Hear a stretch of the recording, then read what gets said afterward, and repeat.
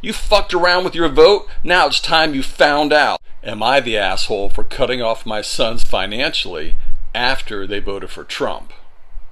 I, 52 male, have two sons, Isaac, 22 male, and John, 20 male. My wife and I have always leaned left politically, and we've raised our kids to value equality, compassion, and critical thinking. We've had countless family discussions about politics and the impact of policies on people's lives. So you can imagine my shock when I found out after this last election that both of my sons voted for Trump. It came out during a casual family dinner when I asked, "So, who'd you guys vote for?" expecting them to either dodge the question or name one of the candidates aligned with our values. Isaac shrugged and said, "Trump. His policies just make the most sense right now." John chimed in, "Yeah, I mean, he's about protecting the economy. People like us need someone who gets that." I stared at them, stunned. "People like us?" I asked. "Boy, you've never paid for a single tank of gas, let alone rent or tuition. What exactly do you mean by that?" Isaac rolled his eyes. "Dad, I'm studying business. Trump's pro-business. It's not that deep." "It's plenty deep," I snapped. "You're backing someone who's gutted protections for the environment, undermined health care, and actively targeted marginalized communities." John shook his head. "You're just looking at the negatives. He's strong on immigration and keeping jobs here."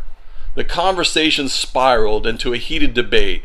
I couldn't understand how they, having grown up with every advantage I could provide, could support someone who champions policies that harm so many people.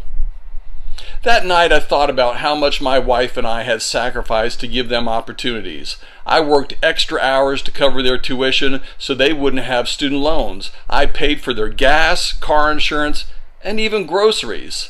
And this is what they choose to do with that privilege? A few days later, I told them my decision. "If you want to support Trump's policies, you should also live by them," I said. "From now on, you'll need to cover your own tuition, rent, and living expenses. Maybe then you'll understand the real-world impact of the policies you are endorsing." Isaac was furious. "Are you serious, Dad? You're just cutting us off because we disagree with you politically." "It's not about disagreement," I said firmly. "It's about accountability. You voted for someone who's against student loan forgiveness, so take out loans. You support someone who doesn't believe in raising the minimum wage, so get a job that pays what it pays and figure it out." John looked hurt. "You're being petty. This isn't how you change someone's mind."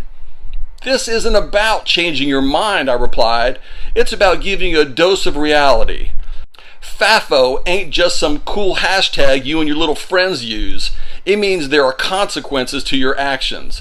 Political choices have consequences. You're adults now. It's time to act like it. You fucked around with your vote, now it's time you found out." My wife thinks I'm being too harsh. She worries this will damage our relationship with them long term. She said, "They're young. They're still figuring out their beliefs." "Beliefs have consequences," I told her. "They made a choice, now they'll learn what that choice means." Some of my friends agree with me, saying it's a fair wake-up call. Others think I'm letting politics come between family and being unnecessarily cruel. So, am I the asshole for cutting off my sons financially because of their political choices? You know, you got a good point. I don't think you're the asshole. I think you're going to let them find out what they fucked around with, their vote. And voting has consequences.